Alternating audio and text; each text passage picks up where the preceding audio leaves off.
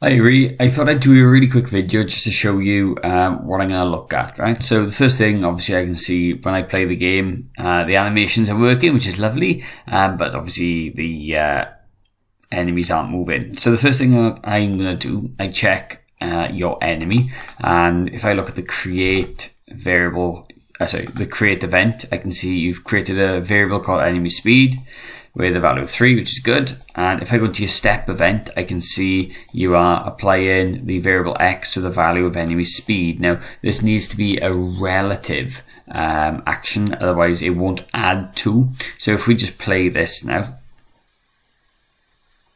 okay, so you can see they're moving, but you can see there's a bit of a problem there where it's sticking to the wall. Now, I've had this happen in some of the other groups. The reason being, if we go back to your room, and if I click on your walls and then have a quick look, you've got one little thing there sticking out. So if I just delete that one, and I tell you what, I'll just delete that one for now. Let's just play this, just to see what happens. We'll have a look at this one in a bit more detail now. So you can see that it's bouncing there.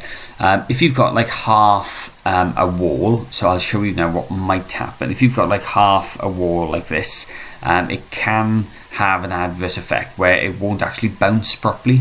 I don't know if this is actually going to do it now, we'll see.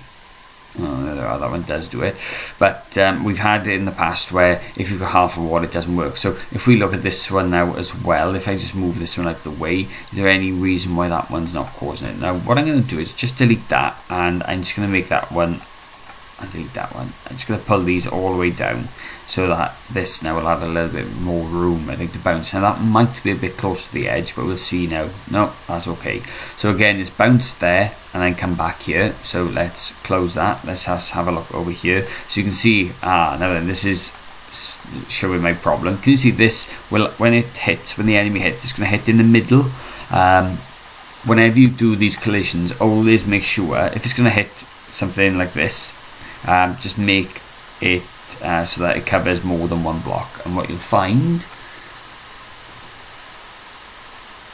perfect, there you are, they're hitting now beautifully, and it all works really well.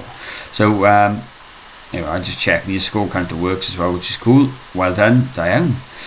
So the way I did this is I went, basically double clicked your enemy object, changed the step event, and I just make it relative.